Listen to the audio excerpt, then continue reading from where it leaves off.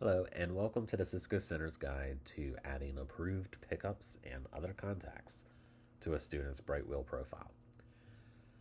In this guide, we will be showing you how to add an approved pickup using a mobile device. We will be using an iOS device for our demonstration, but the process is the same for most mobile operating systems. The first step is to open the Brightwheel app on your phone and log in if you have not done so already.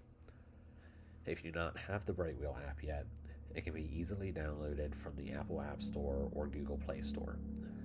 Once you are logged in, you will need to select the student you want to add the contact to. Each student listed will have their own set of contacts, so if you do have multiple students listed like I do, you will need to follow the steps for every student. Once you have your student's profile loaded, you'll see their activity feed. On this page, you will click the profile icon button in the top right corner, and that will take you to their profile page so you can make changes. This page will show a lot of your students' information, and it is always a good idea to keep this information up to date and review it frequently. But today we are just here to add contacts to the profile. To add a contact, you're going to scroll down until you see contacts. When you get to this section, you're going to hit the plus icon to the right of the contact heading.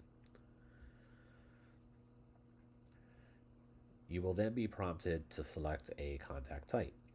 Brightwheel allows for 4 different contact types, each with their own access to the student's profile. You can pause the video to look over the chart to see the access that every type has, but the basic rundown is that the emergency contact does not have a Brightwheel profile. The approved pickup contacts do have a Brightwheel account, but they cannot access the student profile. They will only be able to see their check-in code. The family contacts have read-only access to the student profile and can message the school, but they cannot receive messages back.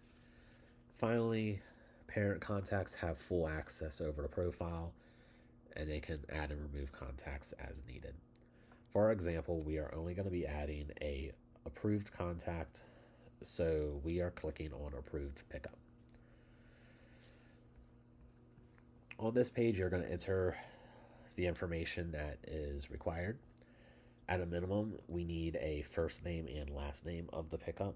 We also ask that you upload a photo of the approved pickup by clicking the edit button in the top center of the screen. This photo is so that the center staff are able to match a pickup that they've never seen before to a photo. And if there's no photo uploaded, you do not need to worry. The first time the approved pickup comes to the center, we will take a scan of their ID so we have a photo on record so we know who is the approved pickup. You are also able to add a phone number and email. This is not strictly required, but we highly recommend it because that is what allows the approved pickup to create their account, to receive their check-in code, and it also helps the Cisco Center so that if there's ever some sort of emergency, we are able to reach out to the approved pickup contact directly instead of having to try to reach out to the parent who may not be available. Once all that information is entered, you will hit the save icon in the top right, and you're done.